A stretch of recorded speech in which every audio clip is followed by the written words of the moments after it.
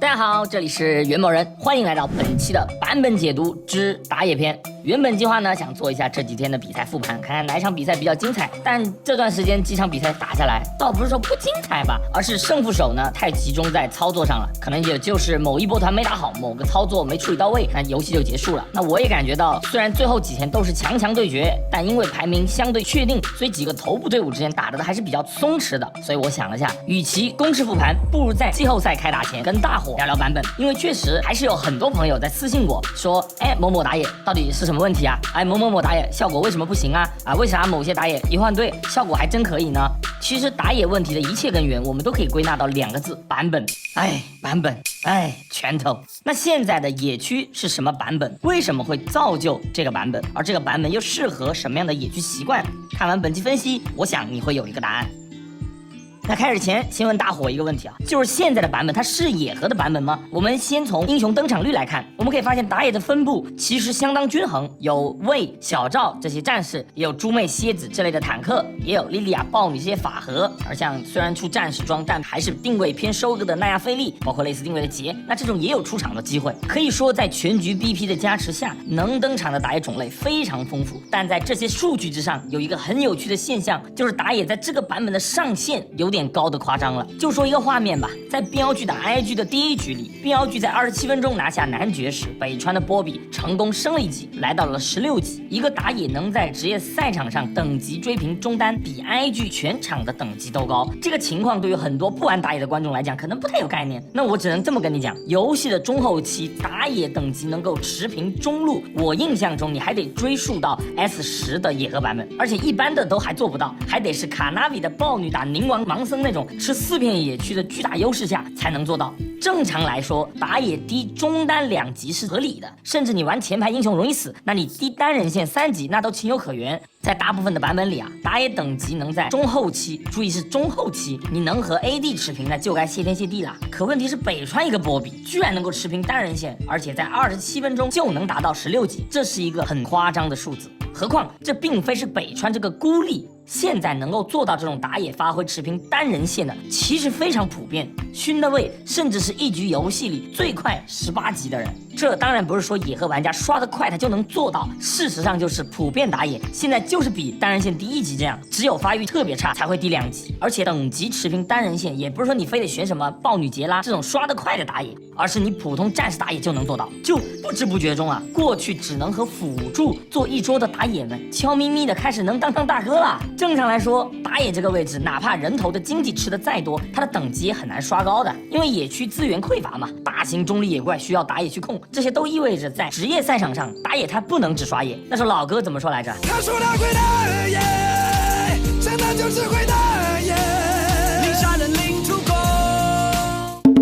所以打野不能只打野，你要帮队友，自己发育肯定也会差一点，那就注定了这个位置它是一个大号辅助。哪怕是野区支棱起来的 S10版本，其实也不是野区本身都能当大哥，而是打野能够通过反野的野区规划把对方的打野打废。所以打野前期他会吃队友的倾斜，才能够去说当个核心，自身的等级啊，他还是没法和线上的 C 位比的。就拿去年 S14为例，决赛27分钟他一个赵信打野，正常不就是13到14级吗？可今年啊，已经是猪妹都能27分钟15级了，即便你说有2塔汉的额外经验加持，但总体来说打野的等级还是高的太异常了。这个版本我跟大伙聊过很多次嘛，你会发现伤害怎么都不够，而伤害不够，除了自己的伤害低外，还有一个原因就是对手太肉了。之前我还觉得因为主流中路都爱出时光，所以爆发伤害匮乏，但最近我观察下来，其实也和打野平均等级更高，作为前排更肉有关。那到底是个啥情况呢？我们先从案例出发。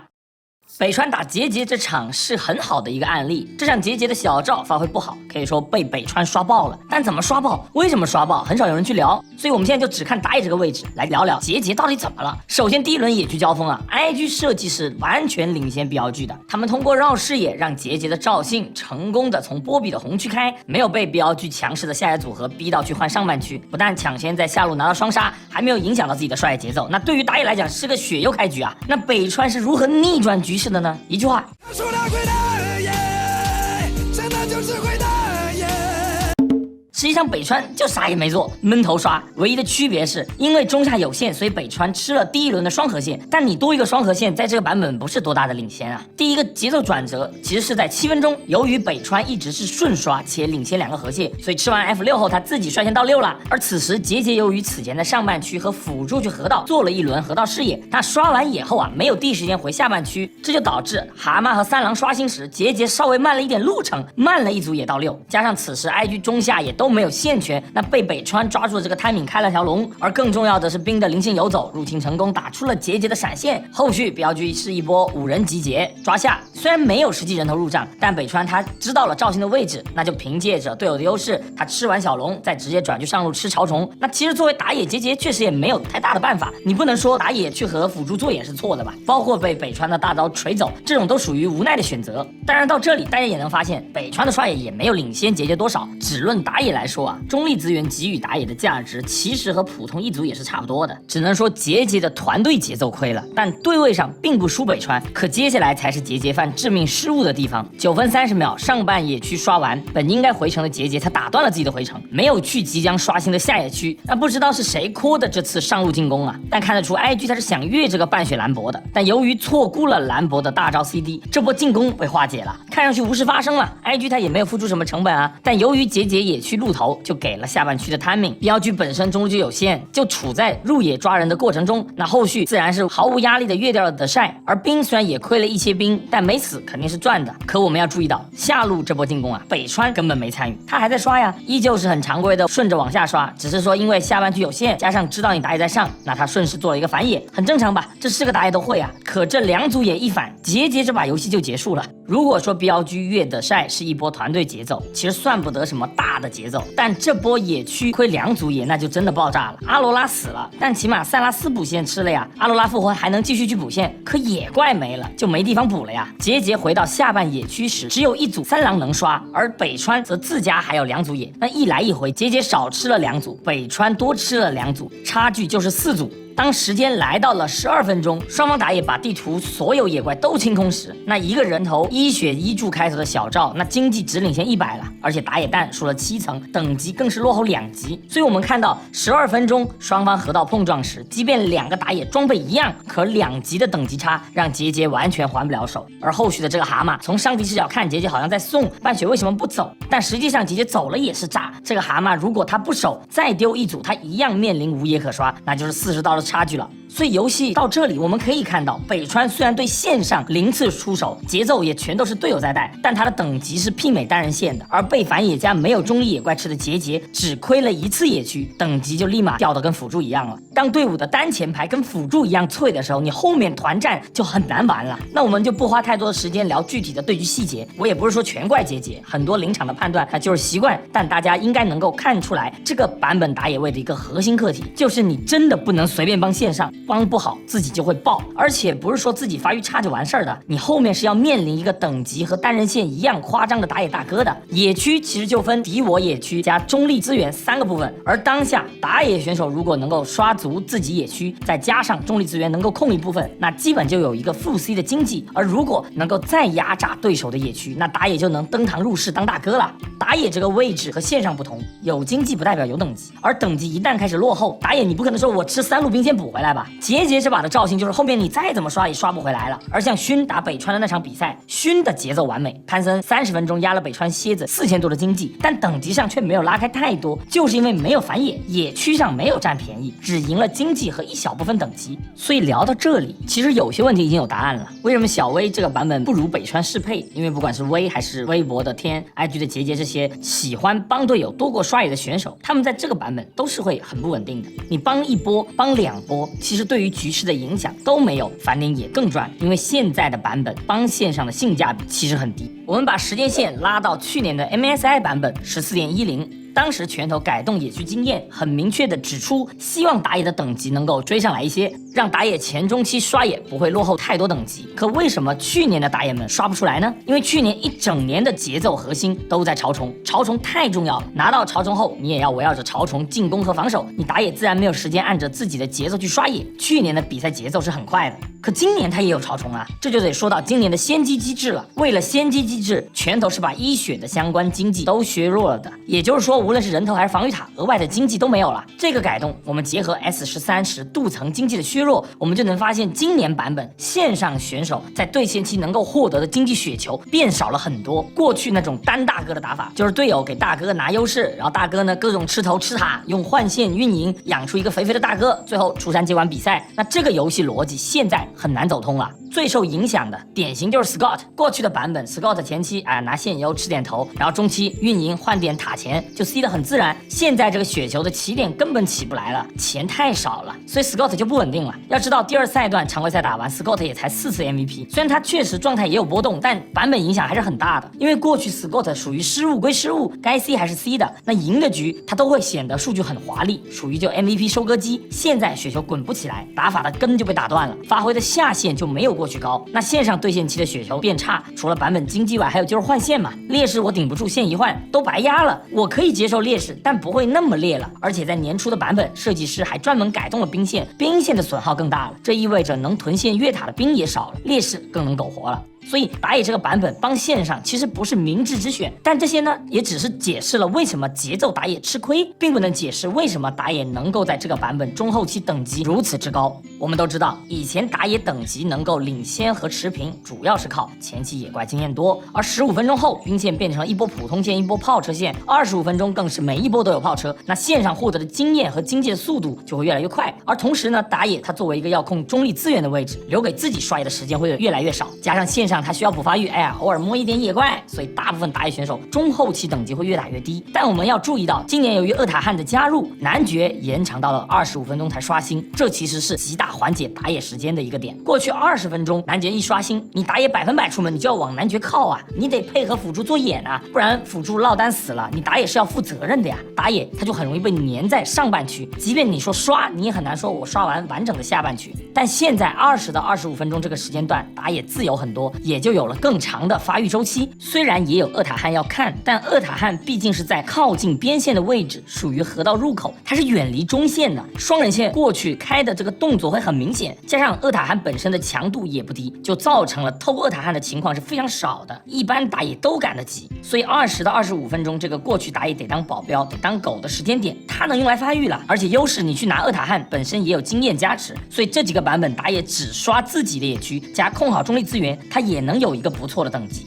做事儿的性价比低，你还能多刷打野，自然等级就会高起来。这时我知道会有朋友疑惑啊，那为什么版本列表里野核打野不多呢？中期既然能越刷越快，那我选个野核，靠着刷野领先不停入侵野区不行吗？这就得说回装备系统了。在 S14 初期地图刚改版的时候设计师为了补偿因为地图改变而调整的打野弹，那减少英雄本身的额外伤害，但增加宠物弹的伤害，这个加成来源它是多方面的，所以即便你是个肉打野 AOE 清野的速度也不至于会太慢，所以整体来讲落后一些，但也不会落后太多。而现在版本前期虽然野区经济够吃，但它不是那种一口气能吃饱的吃，而是要一直吃持续的吃。你又加上前期依旧需要打野来控资源，野和英雄其实也没有那么多时间去反野，所以可以出，但它有局限，主流依旧是最全能的战士打野嘛。可以讲这个版本它是野和思路的版本，但又不是野和英雄的版本，甚至更准确点来说，我认为这是一个打野需要狗仗人势的版本。就是你能肥，虽然也需要你野区规划的够好，但本质上它是吃团队整体的。这个版本很多打野缺乏节奏，并不是说它真的一波节奏都没有，而是节奏串不起来。还是 IG 打 BOG 的同一个 BO3 嘛。第3把北川的发挥够烂了吧，前期零节奏，反观杰杰各种做事儿0个人头开局，资源也拿了，但北川后面依旧压了杰杰2级。凭啥？20分钟北川等级还是跟杰杰一样的，即便你靠着团队优势，厄塔汉先升了1级，那 IG 顺势抱团拆你下塔。我们可以看到北川此时自家还有4组也能刷，而杰杰呢配合队友推塔后选择回城，很正常的交换嘛。但北川灵性的发现 IG 想撤，于是刷完红区他卡着时间点反了一组杰杰的 F6。此刻呢杰杰上半区就没有野怪刷了，但上路有一个抱团越上的机会，于是杰杰又跟着团队做了一波放小龙拿上塔的决策，杀了阿卡丽拿了赏金，团队挺能接受的吧？但实际上杰杰蓝区的2组也丢完了。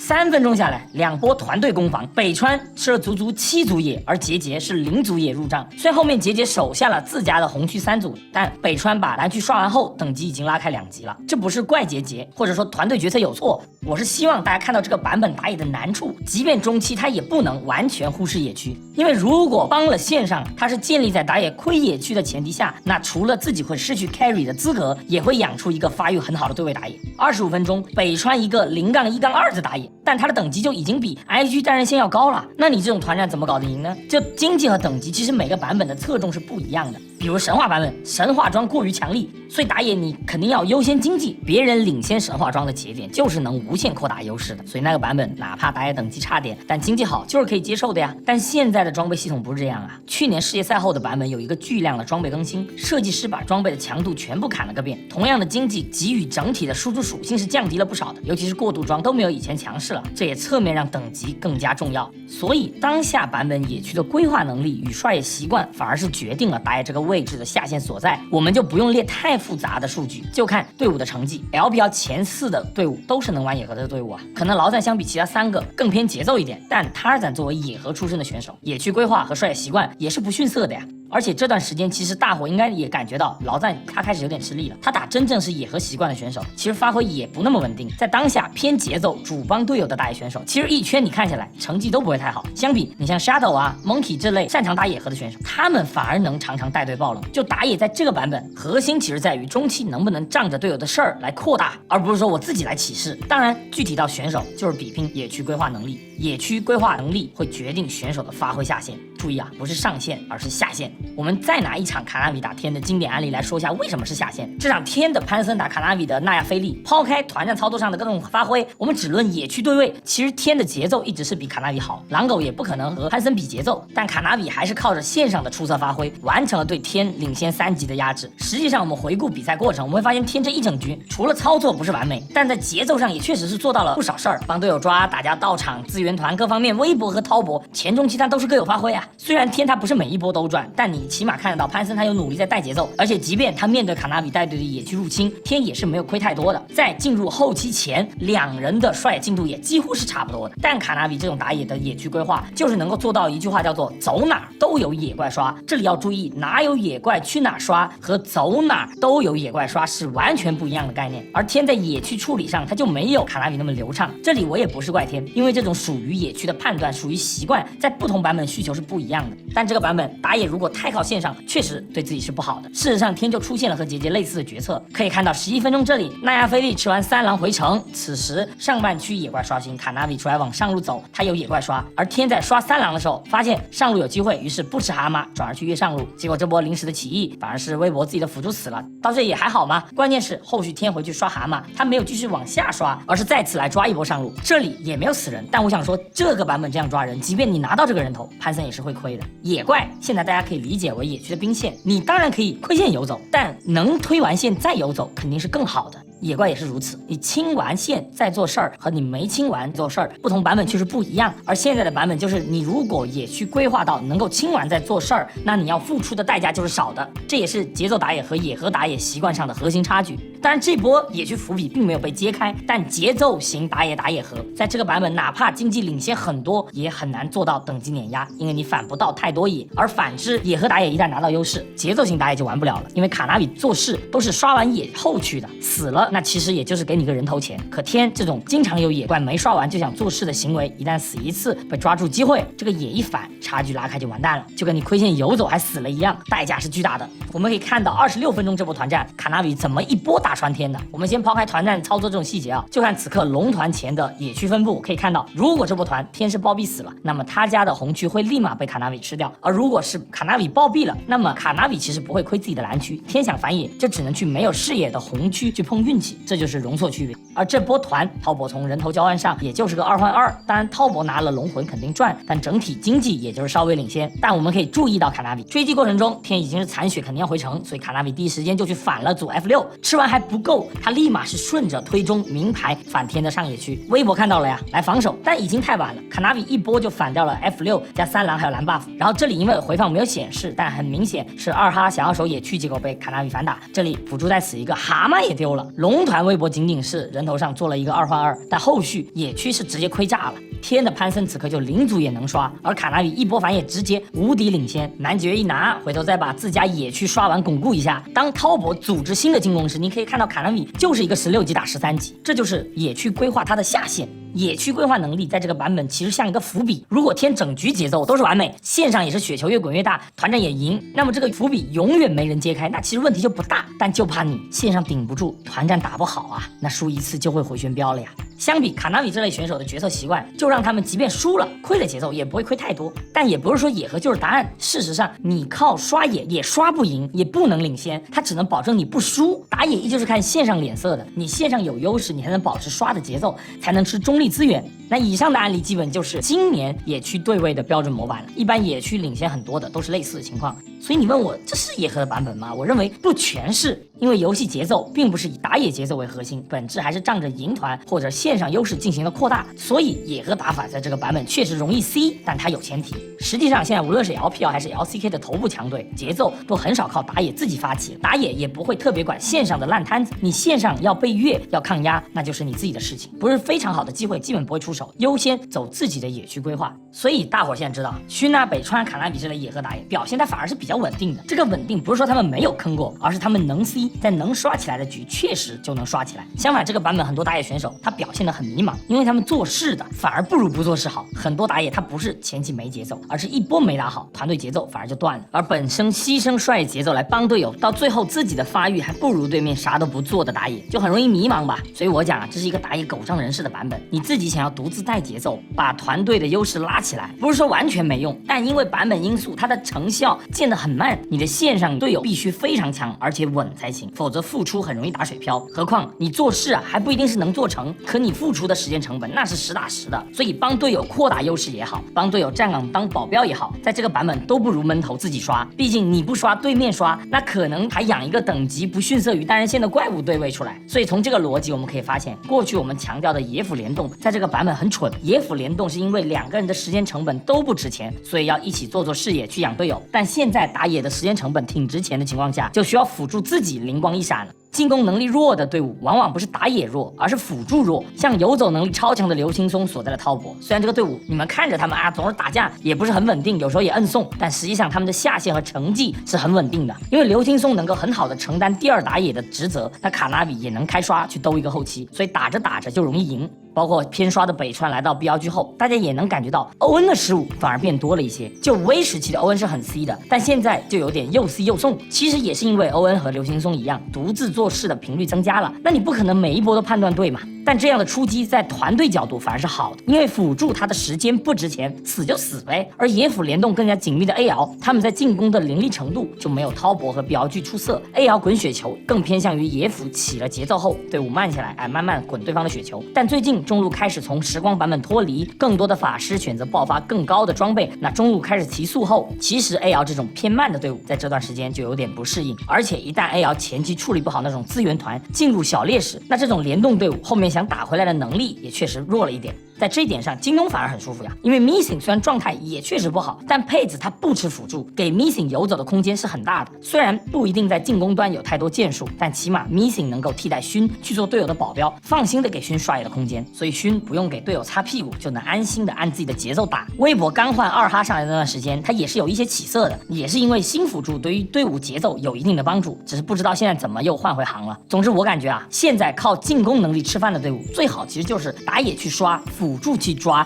然后资源团决胜。当然你偏运营的打法也可以，就辅助帮线上擦屁股，然后就摁打资源团拼 C 位强度，打野继续主刷，这也是一个适合运营队的解法。最不适合版本的思路，我认为是打野主抓，然后辅助打线，懒得游走，那队伍打到后期就是很容易少人的。其实最经典吃版本红利的是 FunPlus Shadow 这个选手，大伙你真说他特别猛也不至于，但他也是野核类型的选手，能刷。而 FunPlus 里的俊伟对线强度够，也会开团，然后自己带节奏能力也强，所以 FunPlus 即便3C 极其不稳定，但打着打着也能有个6胜啊，比 NIP 成绩还好，甚至偶尔还能爆个小冷。而 NIP 就完全相反 ，NIP 是最爱中野辅联动的，大伙各种抱团抓。山鸡没有走之前啊，山鸡也是那种擅长带节奏的选手，就全是节奏歌。结果就是 NIP 前中期各种找机会啊，各种小心思，然后人头你说也拿了不少，最后一看，我擦，经济落后2000，看上去有节奏，但转化不成 C 位优势。NIP 很多局都是有人头有节奏，然后打团 NIP 就感觉没有大哥能站出来啊，输一波团就记了，所以观感上都感觉 NIP 他不是没有希望赢，但打到后期就是拉稀，就是只能依靠 Leaf。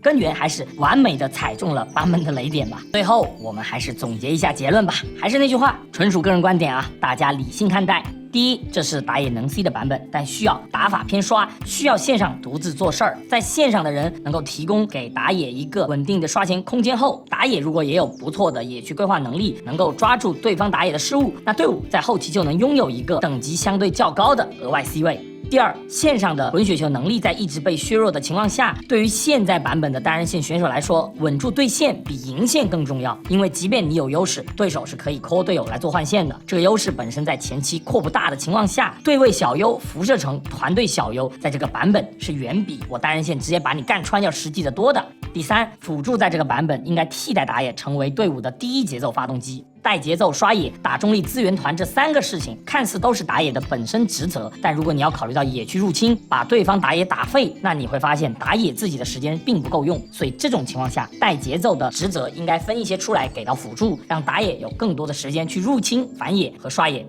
那这是这个版本比较有性价比的一个职责分配。那以上就是本期的全部内容了，欢迎大伙分享对当下版本的个人看法。本期呢还是以一个野区生态为主，线上的部分其实之前赛事周报聊的也挺多的啦，那我们就不过多赘述。接下来马上开启的季后赛和骑士之旅，也希望 LPL 能够给我们多贡献一些精彩的比赛，来点让我值得复盘的精彩对决吧。那我是袁某人，对赛事感兴趣的观众可以关注一下我，我们下期再见，拜拜。